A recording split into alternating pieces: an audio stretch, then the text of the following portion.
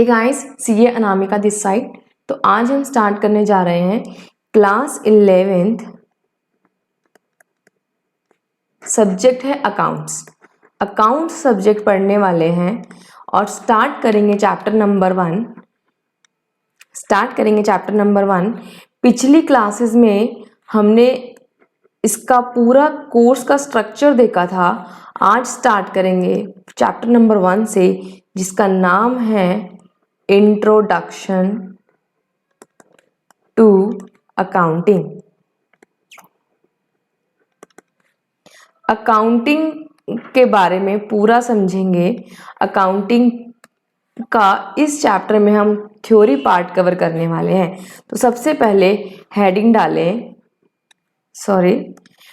डालें meaning of accounting. Meaning of accounting, accounting का मतलब क्या है। तो लिखें अकाउंटिंग का मीनिंग क्या है, step by step. Accounting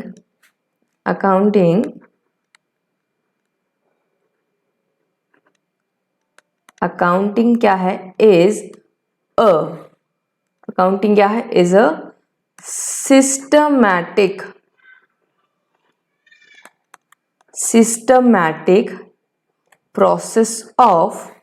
systematic process of point number 1, identification, या कह सकते हैं identifying, measuring, classification,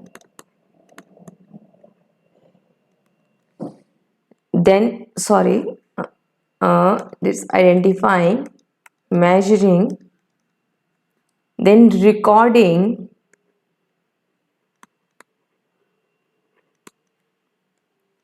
classifying, summarizing,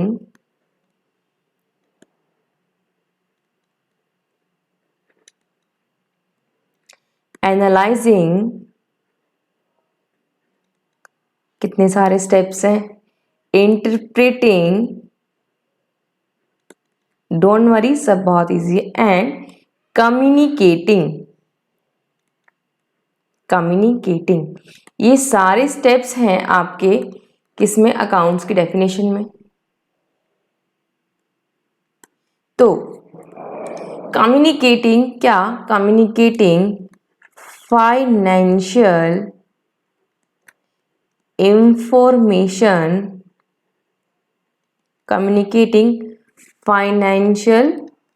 information,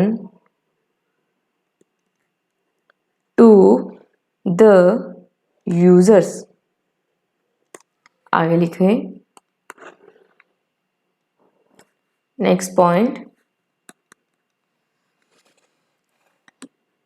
it shows profits earned or losses incurred by the business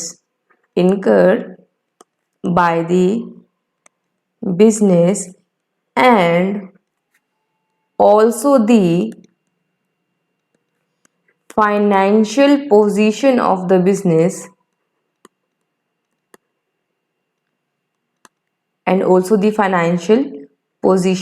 the business next step लिखें, since accounting helps in communicating the financial results to the users, underline करें communicating, since it helps in communicating therefore it is also known as language of business. इसे हम क्या बोलते हैं? Language of business. ठीक है, इसको पूरा समझेंगे कि क्यों बोलते हैं, एक एग्जाम्पल लेके हम क्या करेंगे, इसको समझेंगे। चलो एग्जाम्पल लिखें। एग्जाम्पल,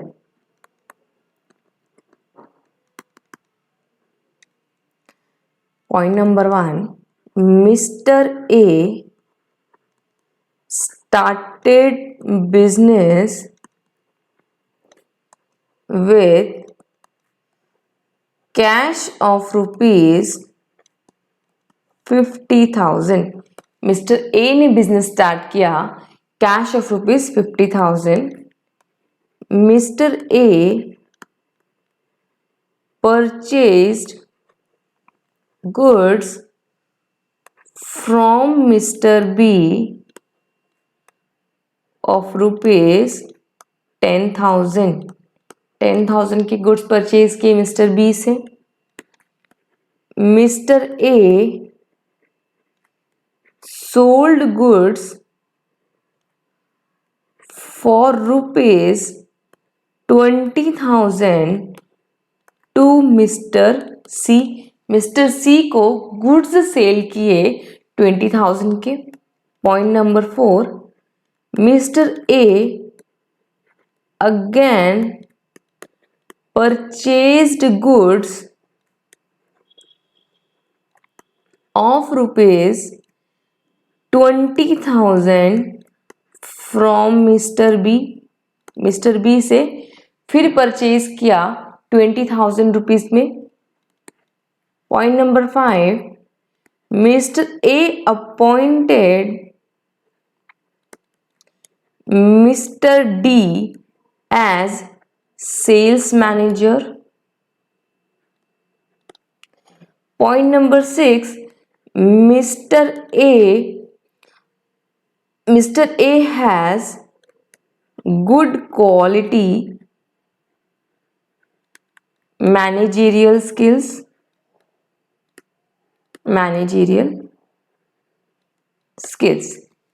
ये एग्जाम्पल है। इस एग्जाम्पल से हम क्या करेंगे, ऊपर लिखी हुई डेफिनेशन को समझेंगे।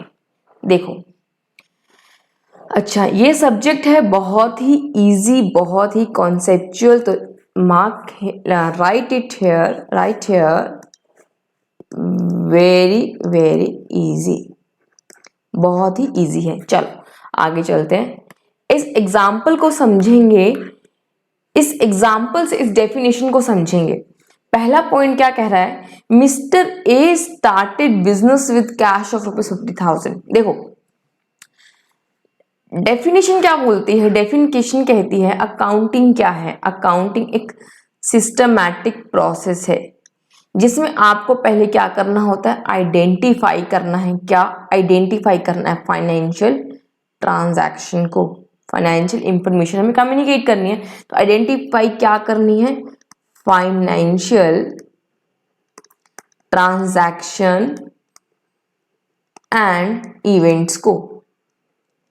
अब वो कौन से होंगे, देखो इस एग्जाम्पल को लो और पूरा समझते चलते हैं। आइडेंटिफाई करो आप बिजनेस से रिलेटेड आइटम को, बिजनेस से रिलेटेड होना चाहिए। दूसरा, मनी वैल्यू उसकी होनी चाहिए। अगर ये दोनों रिक्वायरमेंट्स पूरी हो रही है तो वो ट्रांजैक्शन हमारी क्या है, बिजनेस ट्रांजैक्शन। Business transaction. अब देखो आइडेंटिफाई करते हैं हम, ठीक है।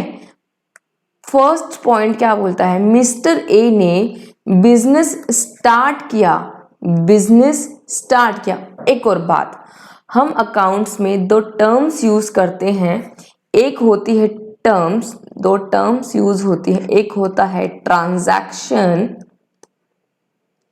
एक टर्म होती है हमारे पास इवेंट। ट्रांजैक्शन वो होता है जिसमें कुछ हम चीज देते हैं और कुछ हम लेते हैं, गिव एंड टेक।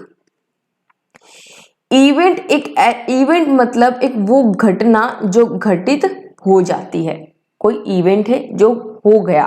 अब देखो, मिस्टर ए ने बिजनेस स्टार्ट किया, कैश ऑफ ₹50,000, मनी वैल्यू है, बिजनेस की ट्रांजैक्शन है और ये एक इवेंट है, ये एक घटना है बिजनेस का शुरू करना। और अगर वो ट्रांजैक्शन बिजनेस ट्रांजैक्शन होती है तो वो ट्रांजैक्शन मेरे लिए क्या बन जाती है, रेलेवेंट। रेलेवेंट किस चीज के लिए, रेलेवेंट फॉर रिकॉर्डिंग। देखो, मैं उसे बुक्स में रिकॉर्ड करने के लिए रेलेवेंट मान लूंगी, relevant for recording in books.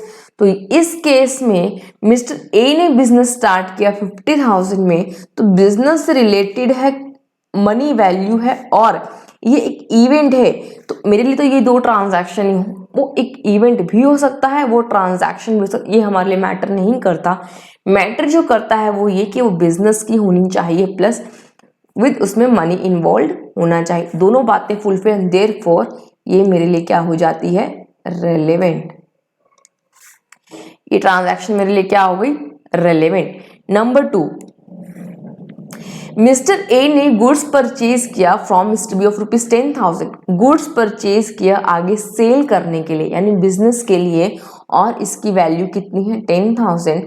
Therefore दोनों बातें क्वालिफाई हुई, मैंने उसको आइडेंटिफाई कर लिया और अपने रिकॉर्डिंग पर्पस के लिए उसको रेलेवेंट मान लिया।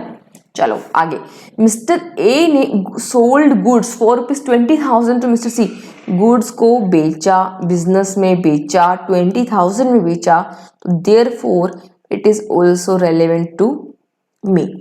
Point number 4, mister A again purchase goods of ₹20,000 from mister B, दोबारा गुड्स परचेज किया बिजनेस के लिए, 20,000 बिजनेस के लिए है और मनी वैल्यू है, तो इसलिए ये मेरे लिए क्या हो गई, relevant. Mark it as relevant.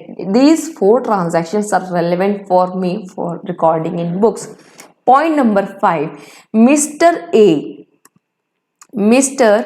A appointed Mr. D as sales manager. देखो, अपॉइंटमेंट हुआ है मिस्टर डी का, ठीक है, ये हुआ है ना, तो ये कोई ट्रांजैक्शन है ना ही ये कोई इवेंट है, सॉरी ये एक इवेंट है।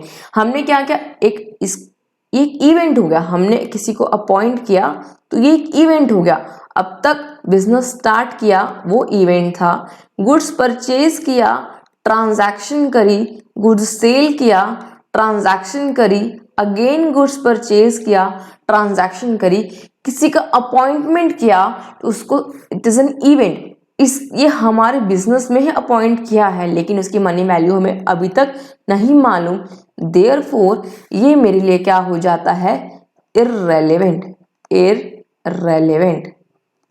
चलो पॉइंट नंबर 6 पे चलते हैं। पॉइंट नंबर 6 क्या कहता है, mister A has good quality managerial skills, ये भी उसकी एक क्वालिटी है, it is not a transaction नहीं है, तो क्या है, उसके पास कुछ है, उसके पास गुड क्वालिटी स्किल्स हैं, तो ये बिजनेस में अप्लाई तो होंगी बट इसकी मनी वैल्यू हमारे पास नहीं है, इसलिए ये क्या हो गई, इररेलेवेंट।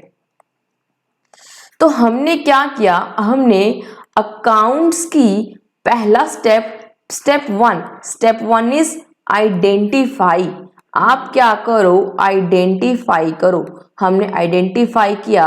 स्टेप 2 मेजर करो, उसकी मनी वैल्यू पता लगाओ, तो हमने मेजर भी किया, हमने मेजर किया इन आवर करेंसी, जो हमारी करेंसी में उसकी ट्रांजैक्शन की वैल्यू है, हमने उसमें उसको मेजर किया। अब जब हमने आइडेंटिफाई कर लिया, रिकॉर्ड कर लिया, तो स्टेप 3 है जिसमें हमें क्या करना है, उसको रिकॉर्ड करना है। तो आगे चलो, स्टेप 1 स्टेप 2 पूरे हुए। अब हमें क्या करना है, इन चारों ट्रांजैक्शन को क्या करना है, रिकॉर्ड करना है। जो मेरे लिए रेलेवेंट है, जो रेलेवेंट ट्रांजैक्शन है, उसे मुझे क्या करना रहेगा, बुक्स में रिकॉर्ड करना रहेगा। तो देखो अब रिकॉर्डिंग समझते हैं। देखो बुक्स में रिकॉर्ड करना है, आपको क्या करनी है, रिकॉर्डिंग करनी है। कैसे करते हैं ये हम बाद में समझेंगे। कहाँ करनी है, कहाँ करनी है ये मैं अभी बता देती हूँ। कहाँ करेंगे, रिकॉर्डिंग करेंगे बुक्स में। बुक्स में करेंगे आप, बुक में फर्स्ट टाइम एंट्री डालेंगे। फर्स्ट एंट्री यही तो होगी बुक्स में, इन चारों ट्रांजैक्शंस की first entry, first time entry यही होगी। और आई कैन से आप ओरिजिनली अभी एंट्री करने वाले हैं, ओरिजिनल एंट्री यहीं डालने वाले हैं। देयरफॉर इस बुक का मैंने एक नाम रखा, इस बुक का नाम है book of original entry, book of original entry. ये थोड़ा सा बड़ा नाम हो गया, इसलिए हम उसको शॉर्ट में जर्नल भी बोल देते हैं। देखो ट्रांजैक्शन के टाइप्स के अकॉर्डिंग हमने क्या किया है, बुक को बांट दिया है। जैसे कि मैं आपको बता दूं, मैंने कैश ट्रांजैक्शन के लिए एक कैश बुक अलग से बनाई है। जर्नल का मतलब बुक से तो है, जर्नल का मतलब बुक। कैश के लिए हमने कैश बुक बनाई है। सेल्स की ट्रांजैक्शन, बहुत जिनके जो ट्रांजैक्शंस हमारी बहुत फ्रीक्वेंटली होती हैं, तो उसके लिए हमने उसके लिए सेपरेट बुक्स बनाई हैं। कैश की ट्रांजैक्शंस बहुत होती हैं, सेल्स की ट्रांजैक्शंस बहुत होती हैं। परचेज, गुड्स परचेज कितनी बार होता है साल में, तो उसके लिए हमने परचेज बुक अलग बनाई है। और सेल रिटर्न भी बहुत बार होते हैं, तो सेल्स रिटर्न बुक भी हमने एक बनाई होती है। और परचेज गुड्स भी हमें काफ़ी बार रिटर्न करते हैं, तो परचेज रिटर्न बुक भी हम लोग बनाते हैं। तो ये कुछ बुक्स होती हैं जो हम बना के चलते हैं। एक और बात, अब इनके अलावा भी तो ट्रांजैक्शन है, वो कौन सी बुक में डालेंगे अपन, तो उसके लिए हमने एक सेपरेट बुक बनाई है, जिसको हम बोल सकते हैं रेजिडुअल बुक, या आप उसे बोल दें, क्या बोल सकते हैं, जर्नल प्रॉपर। जो आपकी बुक लैंग्वेज है वो है जर्नल प्रॉपर। आपको बुक्स के हिसाब से जो वर्ड यूज करना है दैट इज जर्नल प्रॉपर। तो यहां तक आपको समझ आ गया होगा क्या, कि हमें रिकॉर्डिंग करनी होती है आइडेंटिफाइड ट्रांजैक्शन की। तो आपने क्या समझा, अभी तक हमने अकाउंट्स की डेफिनेशन समझी, जिसमें क्या पढ़ा कि अकाउंटिंग एक सिस्टमैटिक प्रोसेस है। अकाउंटिंग को सिस्टमैटिक तरीके से हमें क्या करना है, प्रोसेस करना है, जिसमें हम लोग ट्रांजैक्शन को आइडेंटिफाई करेंगे, उसको मेजर करेंगे, देन उसको रिकॉर्ड करेंगे। और रिकॉर्ड कहाँ करेंगे, रिकॉर्ड करेंगे, रिकॉर्ड कहाँ करेंगे, इन जर्नल, या जिसे हम बोलते हैं book of original entry. Next है क्लासीफाई। क्लासीफाई कीजिए, स्टेप नंबर 4 इज क्लासीफाई। आप क्या करो, रिकॉर्डेड ट्रांजैक्शन को क्लासीफाई करो। देखो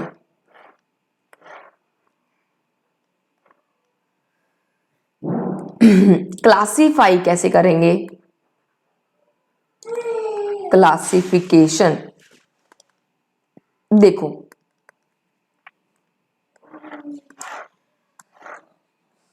अगर मुझसे मैनेजमेंट पूछे एट द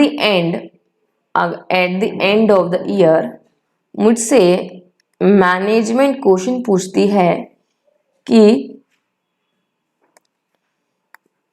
मिस्टर बी का आउटस्टैंडिंग अमाउंट कितना है। Management ask a question from me कि मिस्टर बी का आउटस्टैंडिंग अमाउंट कितना है।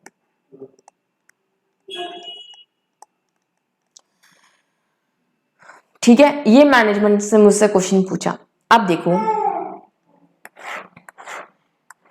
ये ट्रांजैक्शंस थे, लेट्स से ये ट्रांजैक्शंस हुए 1 अप्रैल 2023 में ये ट्रांजैक्शंस हुए, और 31 मार्च तक 2024 तक ना जाने मेरे कितने ट्रांजैक्शंस हो जाएंगे, n नंबर ऑफ ट्रांजैक्शंस हो जाएंगे। और मिस्टर बी से भी ना जाने कितने ट्रांजैक्शन होंगे। देखो 1 अप्रैल में ही मैंने मिस्टर बी से एक बार परचेज किया 10,000 का, फिर मिस्टर बी से परचेज किया, मैंने 20,000 का। 1 अप्रैल में ही मैंने 2 ट्रांजैक्शन कर ली, और मैंने इन ट्रांजैक्शन को कहाँ रिकॉर्ड कर दिया होगा, जर्नल में, परचेज बुक में, यानी कह सकते हैं जर्नल में। जब जर्नल में मैंने परचेज, जर्नल एक क्या है, एक बुक है। देखो जर्नल, आपने क्या किया, इस बुक में सारी एंट्री, सारी की सारी एंट्रियां आपने इस बुक में एंटर कर दी। इस बुक का नाम है जर्नल। आपने जर्नल में सारी की सारी एंट्रियां कर दी। इसमें मिस्टर बी के ना जाने एक एंट्री होगी पेज नंबर 1 पे, कोई होगी पेज नंबर 3 पे, कोई पेज नंबर 4 पे, कोई पेज नंबर 10 पे, कोई पेज नंबर 20 पे। मैनेजमेंट मुझसे पूछ रही है कि अभी बताओ 1 मिनट के अंदर कि कितना अमाउंट आउटस्टैंडिंग है। तो ये क्या हो जाएगा, अगर मुझसे ये सवाल पूछ लिया जाए मिस्टर बी के लिए भी, मिस्टर सी के लिए भी, मिस्टर डी के लिए भी, तो ये मेरे लिए होने वाला है बहुत ही ज्यादा टाइम कंज्यूमिंग, और हो सकता है मेरे से कुछ हो भी जाए एरर। तो इसलिए इसका नेक्स्ट स्टेप है आप क्या करो, इसको क्लासीफाई करो। क्लासीफाई मतलब सॉर्टिंग करो, सबको अलग अलग करो। मिस्टर ए का ट्रांजैक्शन सारा इस बुक से निकाल कर आप एक सिस्टम से इस फॉर्मेट में डालो, इस टी फॉर्मेट में डालो। मिस्टर बी का सारा इस फॉर्मेट में डालो, वैसे ही मिस्टर सी का, वैसे ही मिस्टर डी का, हम हर किसी का इस फॉर्मेट में डालते चले जाएंगे। तो ये जो फॉर्मेट हम जिस बुक में बनाएंगे उस बुक का नाम होता है, उस बुक का नाम क्या है, उस बुक का, एक सेकेंड, ये सारे जो सारे जो हम ये फॉर्मेट्स जो हैं टी शेप वाले इस बुक में बनाएंगे, और इस बुक का नाम होता है लेजर। क्या इस बुक से इंफॉर्मेशन निकालना थोड़ा आसान हो जाएगा? थोड़ा आसान हो जाएगा, बिल्कुल हो जाएगा। इसलिए इस बुक को हम बोलते हैं मेन बुक। ये हमारी क्या होती है, main book. Ledger is our main book. ये तो सिर्फ रिकॉर्डिंग पर्पस से होते हैं, इसका और कोई भी पर्पस नहीं है। इससे हम फर्दर सॉर्टिंग करते हैं तो हमारे पास एक थोड़ी सी मेन बुक, एक थोड़ी आसान मेन बुक बन के आती है। तो हमने क्या किया, क्लासीफाई किया। तो हमने नेक्स्ट अब कैसे करना है वो सब बात की बातें। तो हमने अभी अगर अकाउंट्स की डेफिनेशन में देखें तो हमने क्या कर दिया, क्लासीफाई करना। क्लासीफाई कैसे करना है ये बात की बात है, कहाँ करना है ये देख लिया कि क्लासिफिकेशन होता है, क्लासिफिकेशन होगा इन लेजर, जिसे हम बोलते हैं बुक और मेन बुक, या एक second, this is also known as our main book. इसे हम क्या बोलते हैं, हमारी क्या है ये मेन बुक। चलो नेक्स्ट स्टेप है स्टेप नंबर 4, समराइजिंग। देखो आप थोड़ा इसके बारे में भी समझ लेते हैं। क्लासिफिकेशन कर लिया, उसके बाद इस क्लासिफाइड डेटा से भी एक सुंदर सी समरी और बना सकते हैं हम लोग। समरी बनाएंगे, समराइज करेंगे उस लेजर बुक को भी, समराइज करेंगे इस लेजर बुक को भी इस वे में कि वो थोड़ी सी प्रेजेंटेबल। अब किसी को प्रेजेंट करेंगे तो वो बुक थोड़ी ना दे देंगे कि भाई आप पढ़ लो, नहीं, तो हमें उसको और एक अच्छा प्रेजेंटेबल बनाना है ताकि वो साथ के साथ क्या हो जाए, अंडरस्टैंडेबल भी हो जाए। इसके लिए उसको प्रेजेंटेबल और अंडरस्टैंडेबल बनाने के लिए हम लोग क्या करते हैं, हम लोग 3 स्टेटमेंट्स तैयार करते हैं। इससे बनाते हैं हम ट्रायल बैलेंस।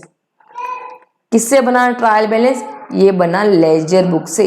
आपकी लेजर बुक से हमने ट्रायल बैलेंस बनाया और ट्रायल बैलेंस से हमने फर्दर क्या बनाने होते हैं, फाइनल अकाउंट्स, जो आपको लास्ट में बनाने सीखने होंगे। उससे पहले तो आपको रिकॉर्डिंग और लेजर वगैरह बनाना सीखना होगा।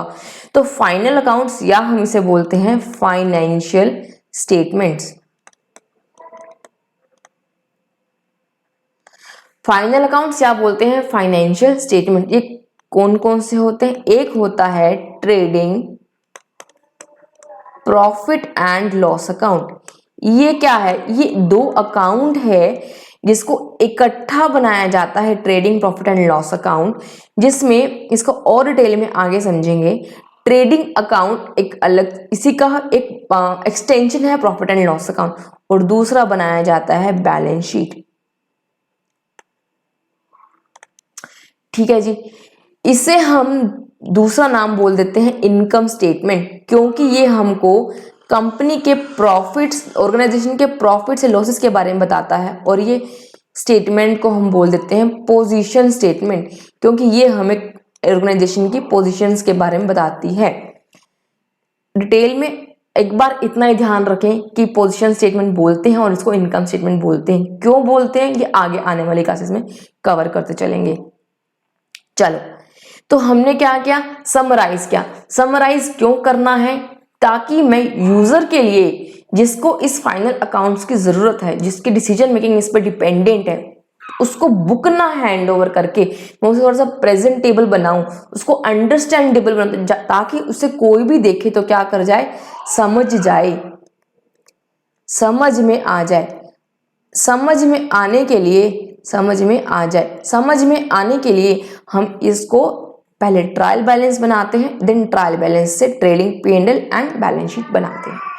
चलो, तो ये स्टेप भी हमारा क्या हो गया, इस डेफिनेशन का पूरा हो गया। तो हमने इस डेफिनेशन का ये वाला स्टेप भी पूरा कर लिया कि आप इसे क्या करें, समराइज करें। समराइज कैसे करेंगे? In the form of trial balance. पहले आप ट्रायल बनाएंगे, देन फाइनल अकाउंट्स बनाएंगे। ठीक है जी। फाइनल अकाउंट्स मतलब trading P&L and balance sheet. चलो, आगे क्या करना है, नेक्स्ट स्टेप है, स्टेप नंबर 6। स्टेप नंबर 6, इसको हम दोनों को साथ में ले सकते हैं कि एनालाइज करना है और इंटरप्रेट करना है। देखो, आपने क्या किया, फाइनल अकाउंट्स बना लिए। फाइनल अकाउंट्स बनाए, अब यूजर थोड़ा इंटरप्रेटेशन तो निकालेगा। तो आपने क्या किया, एनालिसिस एंड इंटरप्रिटेशन करना है। आपको एनालिसिस और इंटरप्रिटेशन करना है,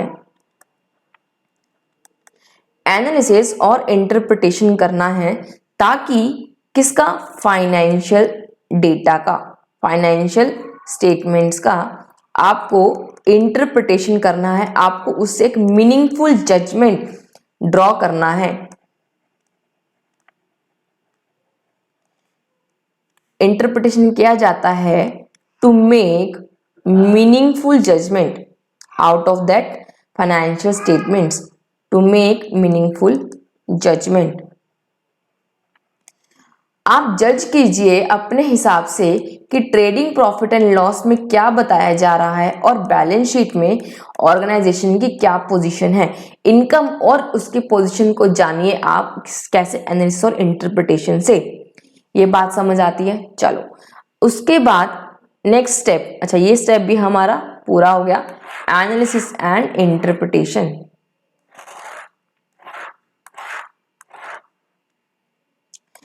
एनालाइजिंग एंड इंटरप्रेटिंग, ये हमारा ये वाला पार्ट भी पूरा हो गया। चलो, नेक्स्ट है हमारा लास्ट स्टेप, स्टेप नंबर 6 और स्टेप नंबर 7 हमने क्या रखे, एक साथ रखे। स्टेप नंबर 8 है हमारा कम्युनिकेटिंग। देखो, कम्युनिकेट करना है हमें एट द एंड इस ट्रायल बैलेंस को, जिसने ट्रांजैक्शन की। देखो, ट्रांजैक्शन करने वाला सबसे पहले बंदा कौन था इस एग्जांपल में, मिस्टर ए। उसकी ट्रांजैक्शन को हमने आइडेंटिफाई किया, बिजनेस ट्रांजैक्शन को मेजर किया, रिकॉर्ड किया, क्लासिफाई किया, समराइज किया, एनालाइज, इंटरप्रेट भी कर लिया। एट द एंड उस इंफॉर्मेशन का काम सबसे ज्यादा किसको पड़ेगा, मिस्टर ए को, जिससे वो बिलोंग करती थी, यानी उसके यूजर्स को। यूजर्स बहुत हो सकते हैं, users can be within the organisation, users can be outside the organisation, जिसको हम इंटरनल यूजर्स भी बोलते हैं, और इसको आउटसाइड यूजर्स को हम एक्सटर्नल यूजर्स बोलते हैं। तो कम्युनिकेट करना है हमें फाइनेंशियल इंफॉर्मेशन। अगर मैं थोड़ा सा इसके बारे में आपको लिखवा दूं, कम्युनिकेट करना है हमें फाइनेंशियल इंफॉर्मेशन किसको, उसके यूजर्स को, ताकि, और ये भी नहीं कि टाइम से नहीं, टाइम पे कम्युनिकेट करना है। लिखो communication,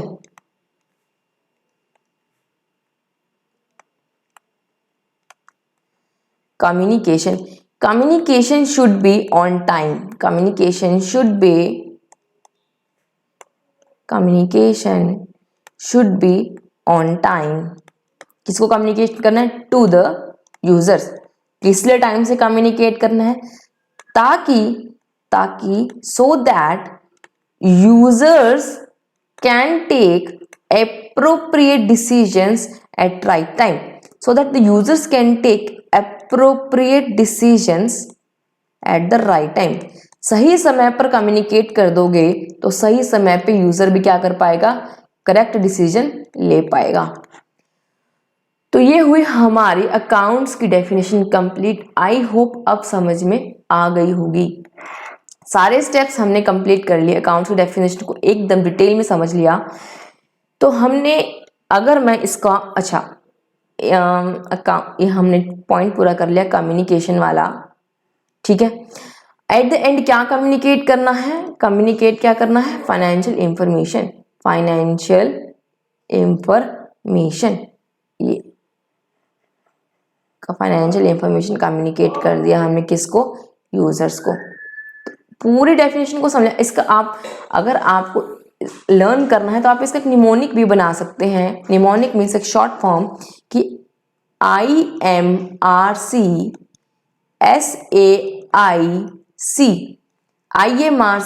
SAIC, identifying, measuring, recording, classifying, summarizing, analyzing, interpreting and communicating। Accounting is a systematic process of IMRC SAIC financial information to the users. आप इस तरह से इसको लर्न भी कर सकते हैं, ठीक है बात। ये आपको कंप्लीट हुआ आपका अकाउंट्स की डेफिनेशन वाला part.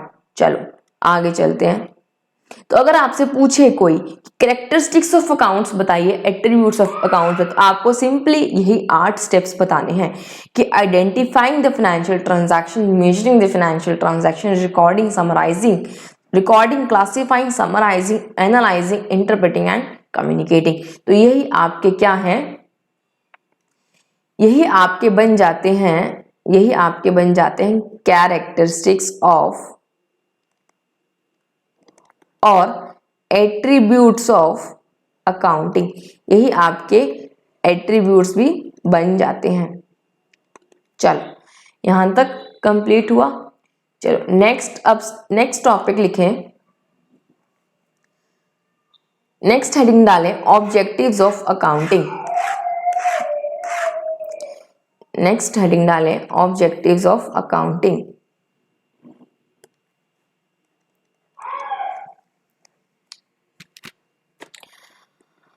Objectives of accounting. Accounting के ऑब्जेक्टिव क्या हैं? अकाउंटिंग के ऑब्जेक्टिव्स क्या हैं? नंबर 1, पहले लिखो फिर समझाती हूँ। Number 1,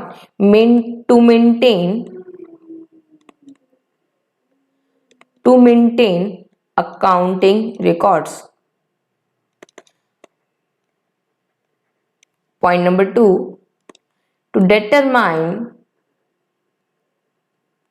to to determine profits earned or losses incurred. Point number 3, to determine financial position. Point number 4, to facilitate management, to facilitate management. Point number 5, to provide accounting information,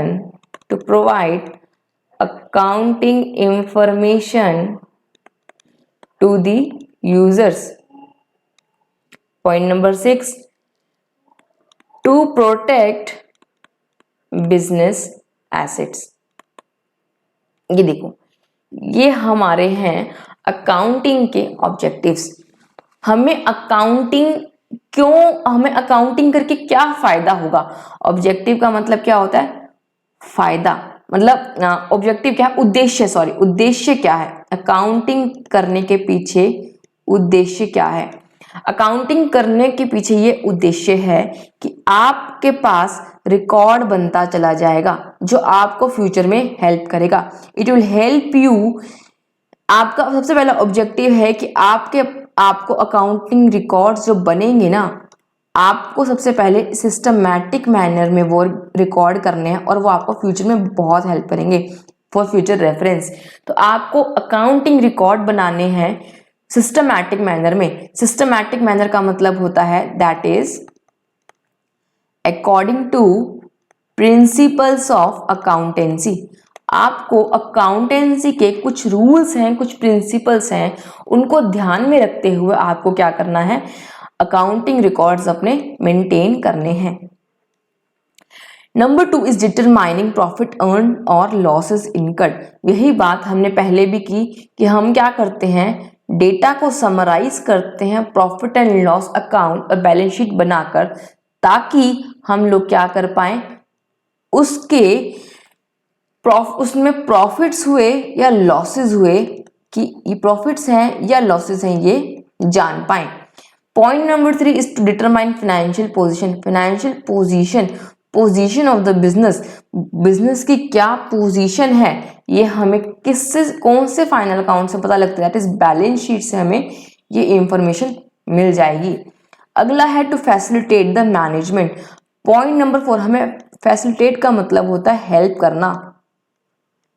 management को help हो जाएगी। Mister A जो उस case में business manage कर रहे थे, mister A को हमने क्या किया था? सारे रिकॉर्ड्स को समराइज करके मिस्टर ए को ही तो कम्युनिकेट करना है। तो mister A in this case is the management, क्योंकि वही सब काम मैनेज कर रहे हैं। तो मिस्टर ए क्या कर पाएंगे? उसके बेसिस पर डिसीजन मेकिंग कर पाएंगे। तो it will help the management in decision making. Appropriate decisions ले पाएंगे, मैनेजमेंट एप्रोप्रिएट डिसीजन ले पाएगी। अगला है to provide accounting information to the, यही ऑब्जेक्टिव तो है कि मिस्टर ए को हमें क्या करना है? अकाउंटिंग इंफॉर्मेशन में बोले तो फाइनल अकाउंट्स हमें क्या करने हैं? उनको सबमिट कर रहे हैं, ताकि user mister A can analyse as per his needs. User can analyse as per their needs. User अपने नीड्स के अकॉर्डिंग क्या कर सके? उसको एनालाइज कर सके। अगला है to protect the business assets. हमारा अगला ऑब्जेक्टिव है बिजनेस एसेट्स को प्रोटेक्ट करना। अगर मिस्टर ए को हमारे केस में हम उससे फाइनेंशियल रिकॉर्ड्स बनाकर देंगे, तो उन्हें पता लगता रहेगा कि उनके बैलेंस शीट में उनकी जो एसेट्स मतलब उनकी जो प्रॉपर्टीज हैं, सपोज उनके पास कोई लैंड है, कोई बिल्डिंग है, कोई स्टॉक है, कुछ रिसीवेबल्स हैं जो पैसा उनका आने वाला है, तो ये अगर उनके पास रिटर्न में रहेगा तो उनके पास क्या रहेगी? इंफॉर्मेशन रहेगी। तो वो क्या कर पाएंगे? अपने एसेट्स को प्रोटेक्ट कर पाएंगे बाय एक्सरसाइजिंग कंट्रोल, थोड़ा ध्यान रखेंगे कि अच्छा मेरा स्टॉक इतना है, अगर 1 लाख से स्टॉक काउंट किया पता लगा 80,000 का, तो उन्हें ये तो पता रहेगा कि 20,000 का जो पिलफरेज हुआ है वो कहाँ हुआ है। तो अगर उसके लिए उन्हें क्या करना पड़ेगा, कंट्रोल एक्सरसाइज करना पड़ेगा अपने एसेट्स को प्रोटेक्ट करने के लिए। तो ये पॉइंट भी हमारा कवर हो गया ऑब्जेक्टिव्स वाला। ऑब्जेक्टिव्स कम समझ आ गए होंगे सारे। हमारा अकाउंटिंग करने के पीछे जो उद्देश्य रहता है, जो ऑब्जेक्टिव रहता है, वो यही है कि हम अपने अकाउंटिंग रिकॉर्ड को सिस्टमैटिक तरीके से रिकॉर्ड करें अपने ट्रांजैक्शंस को, ताकि फ्यूचर में हम रेफर कर पाएं। सिस्टमैटिक तरीके से रिकॉर्ड करने का मतलब है अकाउंटिंग प्रिंसिपल्स के थ्रू आप उसे क्या कर रहे हैं, रिकॉर्ड कर रहे हैं। आपका उद्देश्य यही रहता है कि पूरे साल में मैंने क्या प्रॉफिट अर्न किया या प्रॉफिट अर्न किया तो कितना किया, लॉस हुआ तो कितना हुआ, ये आपको अगर आप रिकॉर्ड बनाएंगे ना तभी पता लगेगा। पॉइंट नंबर 3, आपकी पोजीशन क्या है बिजनेस की, ये भी आप जब आप फाइनल अकाउंट्स बनाएंगे ना तभी आपको पता लगेगा। तो इसके लिए भी आपको अकाउंटिंग तो करनी पड़ेगी। अगला है मैनेजमेंट क्या है। अगर मैं ही मैनेजर हूं, मैं ही ओनर हूं, मैं ही मैनेजर हूं, तो उसके लिए मुझे क्या करना पड़ेगा, मुझे अकाउंट्स तो बनाने पड़ेंगे ताकि मैं डिसीजन ले सकूं ऑन टाइम, कि समय रहते डिसीजन ले सकूं, ताकि अगर कुछ भी लॉस होने वाला है तो उसे मैं बचा सकूं। पॉइंट नंबर 5 है यूजर्स को अकाउंट। देखो यूजर सिर्फ अकेला मैनेजमेंट नहीं होता, कुछ इंटरनल भी हैं, कुछ एक्सटर्नल भी हैं। तो सभी यूजर्स, कुछ यूजर्स जो यूजर्स हैं वो अपनी अकॉर्डिंगली क्या कर सकते हैं, एनालाइज कर सकते हैं अपनी नीड्स के अकॉर्डिंग। जैसे कि एग्जांपल, यूजर हमारे हो सकते हैं कोई क्रेडिटर, यूजर हो सकता है बैंक, यूजर हो सकती है गवर्नमेंट।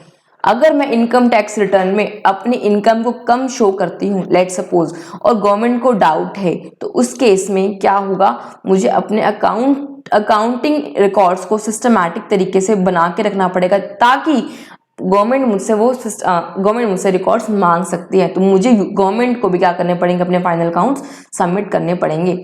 अगला ऑब्जेक्टिव क्या है, अकाउंट्स क्यों बना रही हूं, ताकि मैं अपने एसेट्स को प्रोटेक्ट कर सकूं, ताकि मुझे पता रहे कि मेरे एसेट्स की वैल्यू कितनी है और एक्चुअल काउंट कितना है, मेरा स्टॉक काउंट बुक्स में कितना है और एक्चुअल कितना है। अगर उनमें कुछ वेरिएशन है तो उसको मैं क्या कर सकूं, उसके ऊपर मैं कोई एक्शन ले सकूं। तो ये मेरा ऑब्जेक्टिव वाला पार्ट पूरा हो गया। नेक्स्ट हेडिंग डालें, फंक्शंस ऑफ अकाउंटिंग।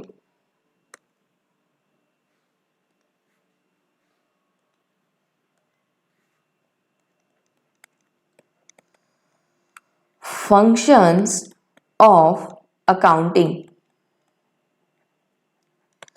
अकाउंटिंग के फंक्शन जैसे कि फंक्शन, अकाउंटिंग में फंक्शन मीन्स क्या करना होता है, क्या करना होता है, अकाउंटिंग में क्या होता है। Actually I can say accounting में क्या होता है, अकाउंटिंग में क्या करना होता है, दिस इज फंक्शन। जैसे आप कोई जॉब कर रहे हैं तो आपके फंक्शंस आपको मालूम होते हैं ना कि आपको क्या करना है, वैसे ही अकाउंटिंग के क्या फंक्शंस हैं ये हम आपको इसमें बताएंगे। पॉइंट नंबर 1 डालें, to maintain systematic accounting records. To maintain systematic accounting records. Point number 2, preparation of financial statements. Preparation of financial statements. Point number 3, meeting legal requirements. आपको क्या करनी है, लीगल रिक्वायरमेंट्स मीट आउट करनी है। Point number 4, communicating the financial information. Communicating the financial information. Point number 5, assistance to management. Assistance to management. देखो accounting में क्या करना होता है, अभी हमने डिस्कस किया, हमें सबसे पहला काम तो यही करना होता है कि रिकॉर्ड मेंटेन करना, and that too systematically. Systematically का मतलब क्या होता है, एज पर अकाउंटिंग प्रिंसिपल्स। तो आपको अगर अकाउंट्स करनी है तो सबसे पहले आपको क्या करना होगा, सिस्टमैटिक अकाउंटिंग रिकॉर्ड्स मेंटेन करने होंगे। दूसरा, अकाउंटिंग रिकॉर्ड बनाओगे तो फाइनली फाइनल अकाउंट्स तो बनाओगे, क्लोज तो करो। स्टार्ट किया है अगर रिकॉर्डिंग से स्टार्ट किया तो एंडिंग भी तो करोगे इस फाइनेंशियल अकाउंट्स, यानी फाइनल अकाउंट्स बनाकर उसे हमें क्या करना है, एंड करना है। दिस स्टेप का मतलब आप स्टार्ट करोगे और आपको एंड भी करना होगा। ये जो आपने दो चीजें करी है उससे अगर आपके कोई देखो कुछ लीगल रिक्वायरमेंट्स भी होते हैं। एग्जाम्पल, हमारे पास कंपनीज एक्ट होता है जो कंपनीज पे अप्लाई होता है, जीएसटी एक्ट है जो एप्लीकेबल है, और एक हमारे पास इनकम टैक्स एक्ट होता है। ये लॉज भी क्या करते हैं, आपसे रिटर्न सबमिशन की इसमें लिखा गया है कि आपको क्या करने रहेंगे, रिटर्न सबमिट करना है। तो companies act, these laws can ask for return submission, आपको सबमिट करने हैं तो उसके लिए भी आपको रिटर्न सबमिट क्या पॉसिबल है अगर आप बुक्स नहीं बनाओगे तो, नॉट पॉसिबल। आपको रिटर्न्स मतलब आपसे पूरी उनकी डिटेल मांगी जा रही है, डिटेल ऑफ बिजनेस, आप कितनी सेल कर रहे हैं, कितनी परचेज कर रहे हैं। तो डिटेल ऑफ बिजनेस जब तक आप अकाउंटिंग रिकॉर्ड मेंटेन नहीं करेंगे तब तक ये लीगल रिक्वायरमेंट आप पूरी नहीं कर पाएंगे। तो लीगल रिक्वायरमेंट को भी पूरा करना किसका काम है, हमारा, क्योंकि हम अकाउंटिंग कर रहे हैं। हमें क्या करना होगा, अकाउंटिंग स्टार्ट करनी होगी, एंड भी करनी होगी, और लीगल रिक्वायरमेंट्स को भी हमें क्या करना पड़ेगा, फुलफिल करना पड़ेगा। That is not possible without books. अगला है, हमने अब ये बात, अगर हमने हमने गवर्नमेंट को, हमने इन एक्ट्स के अकॉर्डिंग अगर इनकी लीगल रिक्वायरमेंट पूरी करनी है तो हमें कम्युनिकेट करके यूजर्स की भी तो रिक्वायरमेंट को पूरा करना है। तो यूजर्स को कम्युनिकेट करना भी हमारा एक, इसमें क्या हमारा फंक्शन हो जाता है। अगला, यूजर, एक मैनेजमेंट भी एक यूजर है। तो ये तीनों क्या है, यूजर। बनाओ और यूजर्स को सबमिट करो, दैट्स इट। बनाओ, स्टार्ट करो, एंड करो, लीगल रिक्वायरमेंट कंप्लीट करो, कम्युनिकेट करो यूजर्स को, और मैनेजमेंट को भी असिस्ट करो, ताकि मैनेजमेंट क्या कर सके, डिसीजन मेकिंग कर सके, एप्रोप्रिएट डिसीजन ले सके, and that too on time, timely manner से वो क्या कर सके, डिसीजन मेकिंग कर सके। तो आप कम्युनिकेशन भी कब कर दीजिए, टाइम से कर दीजिए। ठीक है, अगला पॉइंट, अगली हेडिंग है, इसको हम दोनों पॉइंट्स को एक साथ कवर करेंगे।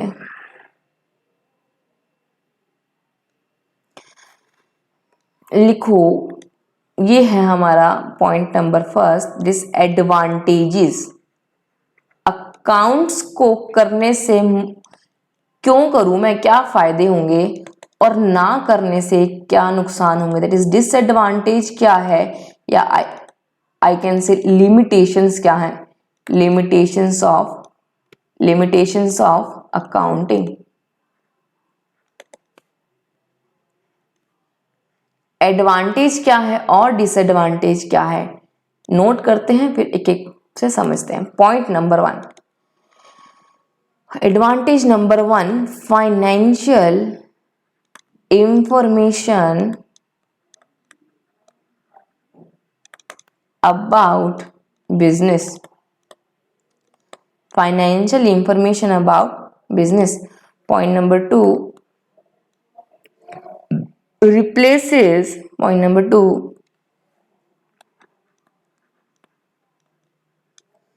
replaces memory. Point number 3, facilitates comparative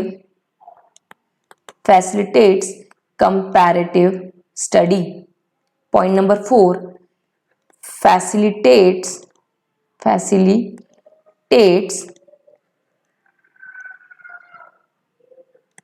settlement of tax liabilities. Point number 5, evidence in court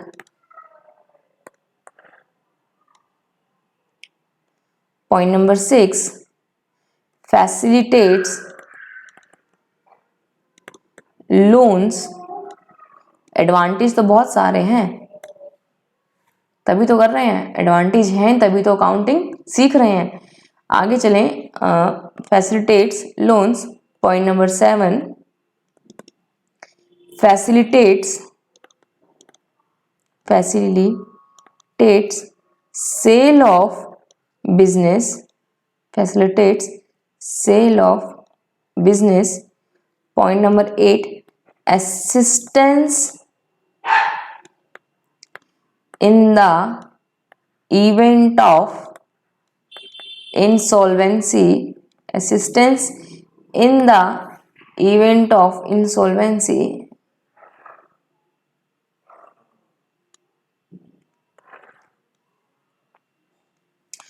Point number 9, helpful in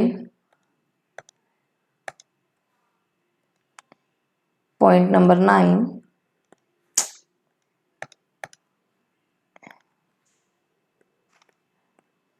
helpful in partnership accounts, helpful in partnership accounts. Point number 10, helpful in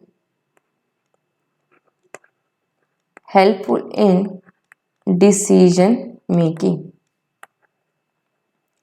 helpful in decision making. देखो, सबसे पहला point क्या है, financial information about business. Accounting करोगे, advantage मतलब फायदा, advantage मतलब फायदा। अकाउंटिंग करोगे तभी तो पता लगा पाओगे, वही बात प्रॉफिट हुआ या लॉस हुआ, और दूसरी position of the business, position of the business. ये कैसे पता लगेगी बात, अकाउंट्स बनाओगे तभी तो आपको मिलेगी financial information about the business. अगर आप अकाउंटिंग करोगे तो आपको पता रहेगा कि आपने प्रॉफिट्स अर्न किए या लॉसेस इनकर किए। दूसरा है, अच्छा इसमें रिप्लेसेस मेमोरी। रिप्लेसेस मेमोरी का मतलब है आपको कुछ भी रिमेंबर करने की जरूरत नहीं पड़ेगी। It will obvious the necessity to replace to remember the transaction. आपको कुछ भी रिमेंबर नहीं करना पड़ेगा, फाइनेंशियल ट्रांजैक्शंस को रिमेंबर नहीं करना पड़ेगा। आप अगर सब कुछ रिकॉर्ड बनाते चले जाएंगे, आपके लिए मेमोरी का काम आपके रिकॉर्ड्स करेंगे। Facilitates comparative study.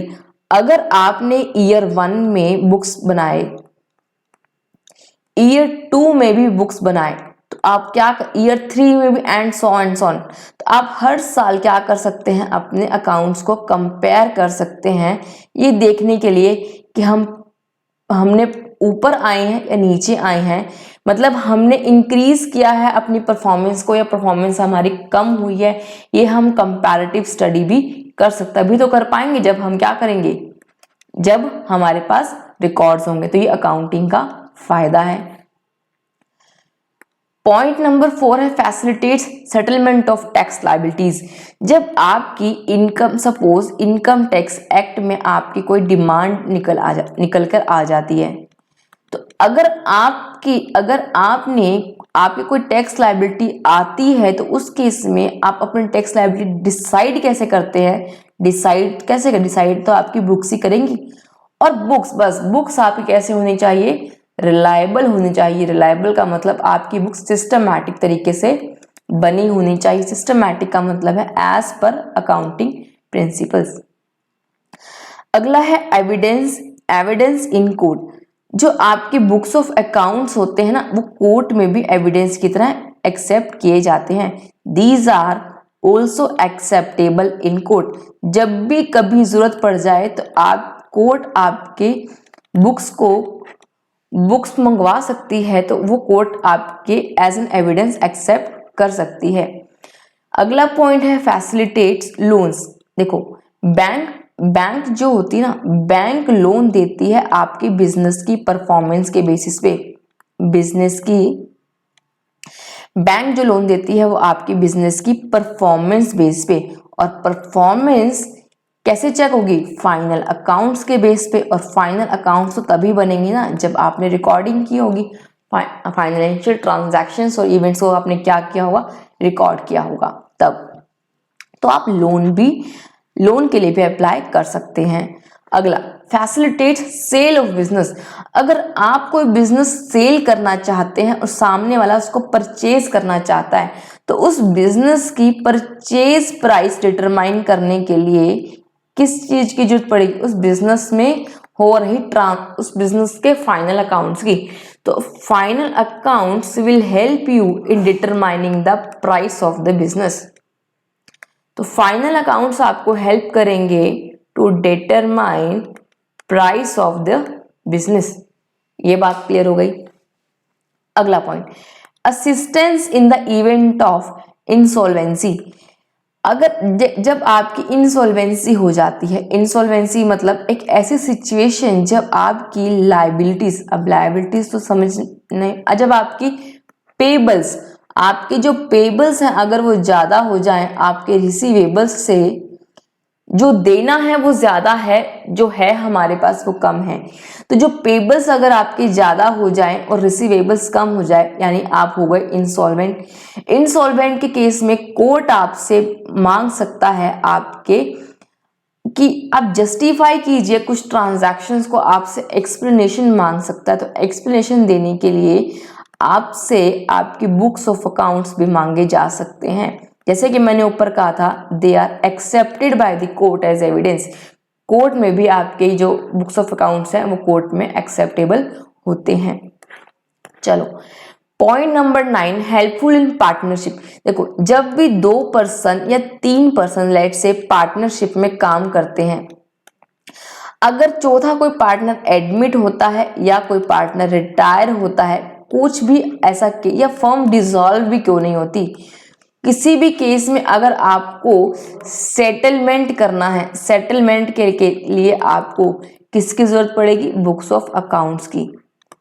Partnership settle तभी होगी जब आपके पास पार्टनरशिप के क्या होंगे? बुक्स ऑफ अकाउंट्स होंगे। पॉइंट नंबर 10 है helpful in decision making. Helpful in decision making अभी बताया था, अगर यूजर को आपके फाइनल अकाउंट्स मिल जाएंगे तो यूजर क्या कर सकता है?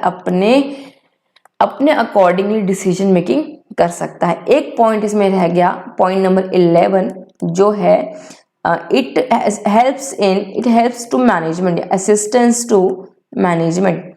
वही बात, मैनेजमेंट भी क्या है? एक यूजर है। यूजर क्या कर सकता है? Business planning. मैनेजमेंट को क्या करनी पड़ती है? Business planning. तो बिजनेस प्लानिंग में बिजनेस प्लानिंग करना है या अदर डिसीजन मेकिंग करनी है, तो उसके लिए ये बहुत ही काम की चीज रहेगी। तो ये सारे इसके फायदे हैं, इतने सारे फायदे हैं। 11 फायदे मैंने आपको बताए, 11 फायदे हैं इसके। तो अगर आपसे एग्जाम में पूछा जाए एडवांटेजेस क्या है, तो आप इजीली बता सकते हैं। एडवांटेज है कि आपको अकाउंटिंग करने से क्या फायदा? अकाउंटिंग से फायदा है कि आप क्या कर पाएंगे? आप फाइनेंशियल इंफॉर्मेशन निकाल पाएंगे कि आप प्रॉफिट्स हैं या आप लॉसेस में, आपकी पोजीशन क्या है। अगला, आपको कुछ भी याद रखना नहीं पड़ेगा, सब आपके रिकॉर्ड्स में लिखा रहेगा। आप हर साल के फाइनेंशियल स्टेटमेंट्स को दूसरे साल फाइनेंशियल स्टेटमेंट का क्या कर सकते हैं? कंपेयर कर सकते हैं। तो it will help you to make a comparative study. अगला है, आप टैक्स लायबिलिटीज को सेटल कर सकते हैं। कोर्ट में जरूरत पड़े तो ये आपके बुक्स एविडेंस की तरह काम करते हैं। बैंक जाओगे लोन लेने, बैंक आपसे बिजनेस लोन लेने जाओगे तो आपसे आपके बिजनेस की बुक्स मांगेगा, तो आपको क्या देने पड़ेंगे? बिजनेस के फाइनल अकाउंट्स देने पड़ेंगे। बिजनेस खरीदना चाहते हो तो उसकी परचेज प्राइस होने के लिए जानने के लिए उस बिजनेस के आपको बिजनेस या आप बिजनेस बेचना चाहते हो तो बिजनेस कितने में बेचना चाहते हो तो उसके लिए वो आपकी प्राइस भी क्या बताएगी, आपकी बुक्स ऑफ अकाउंट्स बताएगी। इंसॉल्वेंट हो जाते हो, इंसॉल्वेंसी का केस जहां पे आपकी लायबिलिटीज यानी आपके पेबल्स ज्यादा हो गए आपके रिसीवेबल्स से, तो उस केस में कोर्ट आपकी बुक्स ऑफ अकाउंट्स को मांग सकता है। तो आपको इंसॉल्वेंसी केस में आपको असिस्टेंस मिल जाएगा अगर आपके पास बुक्स ऑफ अकाउंट्स मेंटेन होंगे। तो अगर आप पार्टनरशिप में काम करते हो, आज पार्टनरशिप आपने छोड़ दी, तो आपको कितना पैसा लेना है या पार्टनरशिप को देना है ये डिसाइड कैसे होगा, अगर आपके पास पार्टनरशिप के क्या है, books of accounts. Next, decision making में बहुत अभी बताया था, डिसीजन मेकिंग यूजर्स जो है, बहुत सारे यूजर्स हैं वो डिसीजन मेकिंग कर पाएंगे अगर उनके पास क्या रहता है, फाइनल अकाउंट, अगर उनके पास फाइनल अकाउंट्स रहते हैं। मैनेजमेंट को भी डिसीजन लेना है, बिजनेस प्लान करना है, जैसे कि मिस्टर ए जो खुद मैनेजर थे, बिजनेस मैनेज कर रहे थे, तो अगर उनको प्लानिंग करनी है, फर्दर को डिसीजन मेकिंग करनी है, तो किस बेसिस पे कर पाएंगे, फाइनल अकाउंट्स के बेसिस पे कर पाएंगे। ठीक है, ये हो गया हमारा पार्ट एडवांटेजेस वाला। अगला डिसएडवांटेज। देखो डिसएडवांटेज तो बहुत ही थोड़े से हैं, 5 डिसएडवांटेज है और एडवांटेज कितने थे, 11 एडवांटेज है और डिसएडवांटेज है सिर्फ और सिर्फ 5। पहला number, accounting is not fully exact. देखो ये बहुत ही एक छोटा सा एक पॉइंट है, जैसे हम कह सकते हैं कि हम एक बार नोट करते हैं फिर इसके बाद थोड़ा सा पढ़ते हैं। दूसरा पॉइंट लिखें, unrealistic information, unrealistic information. Point number 3, accounting ignores qualitative elements, it ignores qualitative elements. Point number 4, it ignores price level changes. And point number 5,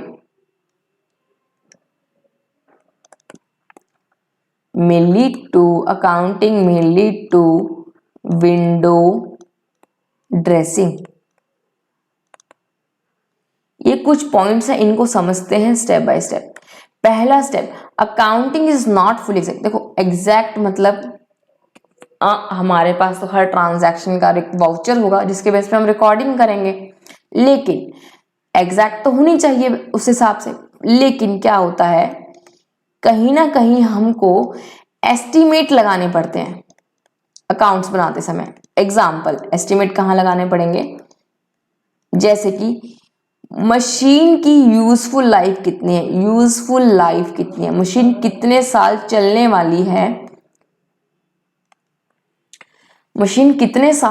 वाली है, इसका आपको क्या करना पड़ेगा, एक एस्टिमेट लगाना पड़ेगा। दूसरा एग्जाम्पल, ये पॉइंट नंबर 1 समझ लीजिए। दूसरा एग्जाम्पल, अगर हमारे डेटर्स हैं तो कितने उसमें से डेटर्स, मतलब जिनसे हमें पैसा लेना है उन्हें हम डेटर्स बोलते हैं, उनसे कितना पैसा हमारा डूब सकता है, बैड हो सकता है, तो प्रोविजन कितनी बनाई जाए provision for bad and doubtful debts. तो इसके लिए भी हमें क्या करना पड़ता है, थोड़ा सा एस्टिमेट लगाना पड़ता है। ठीक है, ये कुछ एस्टिमेट लगते हैं। तो जब एस्टिमेट रहा तो एग्जैक्ट, एस्टिमेशन क्या होता है, it is objective, person to person vary करता है, इसलिए अकाउंटिंग क्या है, एग्जैक्ट नहीं है। Point number 2 is unrealistic information. Unrealistic information कैसे है, देखो अकाउंटिंग का एक प्रिंसिपल है गोइंग कंसर्न। अकाउंटिंग का एक प्रिंसिपल है गोइंग कंसर्न, जो ये कहता है कि आपका business will continue for a foreseeable future. आपका बिजनेस हमेशा चलता रहेगा। पर ऐसा क्या रियलिटी में तो पॉसिबल थोड़ी ना, कभी भी बंद हो सकता है। लेकिन हम बुक्स बनाते हैं इस एजम्पशन के साथ कि हमारा बिजनेस क्या चलता रहेगा, हमेशा चलता रहेगा, गोइंग कंसर्न एजम्पशन के साथ। बिजनेस हमेशा चलता रहेगा ये सोच के हम अपनी बुक्स बना रहे हैं, तो तो क्या करते हैं हम अपने सभी प्रॉपर्टीज को, अब प्रॉपर्टीज मतलब एसेट्स को, यानी फॉर एग्जांपल मेरे पास एक बिल्डिंग है, तो मैंने ये सोचा कि मेरा हमेशा चलता रहेगा, तो मैंने अपनी बिल्डिंग को क्या किया, हमेशा अपनी बुक्स में कॉस्ट पर ही दिखाया, और जो मैंने उसकी लाइफ डिसाइड की उसके बेस पे मैंने उसको डेप्रिशिएट, मतलब थोड़ा बहुत डेप्रिशिएट करते हैं ना कि कितना यूज हुआ, उतना मैंने उसमें से हिस्सा माइनस करके अपने बुक्स में शो करते रहे। लेकिन कभी भी मुझे 2 साल, मैंने तो माना कि मेरा बिजनेस इनफाइनाइट समय तक चलता रहेगा, लेकिन पता लगा बिजनेस चालू करते ही 2 साल बाद बिजनेस बंद करना पड़ जाए, तो क्या आपको आपकी बिल्डिंग, अगर आप सेल आउट करोगे तो क्या आपको आपकी बिल्डिंग की बुक वैल्यू रियलाइज होगी? कभी भी रियलाइज नहीं होगी। बुक वैल्यू कभी भी रियलाइज नहीं होगी। इसलिए जो आपको वैल्यू बुक्स में दिखाई जा रही है वो रियल नहीं है, वो क्या है, थोड़ी सी अनरियलिस्टिक है। इसलिए हम लोग ये एक किसका इसलिए तो हम इसको क्या बोल रहे हैं कि ये क्या है, इसकी डिसएडवांटेज, एक लिमिटेशन है कि हमें बुक्स को ये मानते हुए बनाना पड़ता है, अदरवाइज तो बुक्स बन भी तो नहीं सकती। जब तक आप ये नहीं मानोगे कि आपका बिजनेस चलता रहेगा, बुक्स कैसे बनाओगे? वैल्यू तो हमेशा बदलते रहते हैं, मार्केट वैल्यू हमेशा बदलते रहते हैं, आप अपने बुक्स को चेंज उसके अकॉर्डिंग नहीं कर सकते। बट हाँ, ये एक लिमिटेशन इस वजह से बन गया क्योंकि हमारा बिजनेस कभी भी बंद हो सकता है, that is future is very uncertain. चलो, पॉइंट नंबर 3 है accounting ignores the qualitative elements. Qualitative elements example, जैसे जैसे कि ऑर्गेनाइजेशन के पब्लिक रिलेशंस, या मैं कह सकती हूँ इंडस्ट्रियल रिलेशन बहुत अच्छे हैं। लेट्स से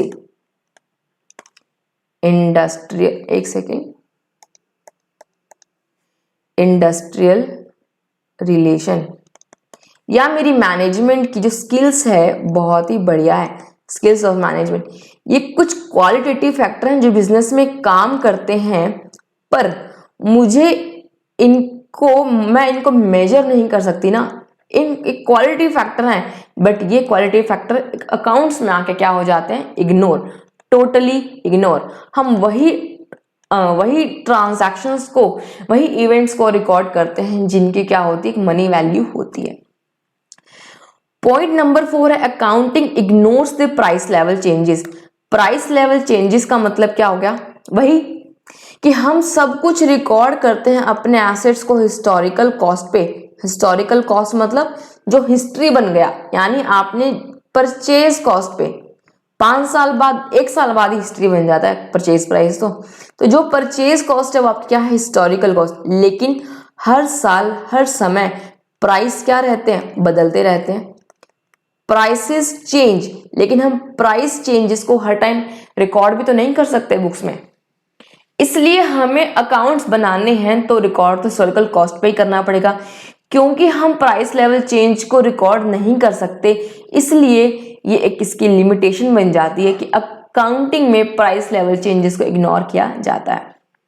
ठीक है, ये बात क्लियर। अगला, अकाउंटिंग में लीड टू विंडो ड्रेसिंग। देखो विंडो ड्रेसिंग क्या होती है, विंडो ड्रेसिंग का मतलब होता है